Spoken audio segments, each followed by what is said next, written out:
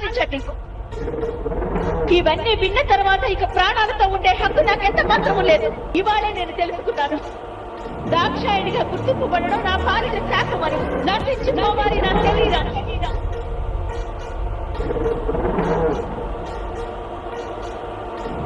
ఆజ్ఞాపించండి.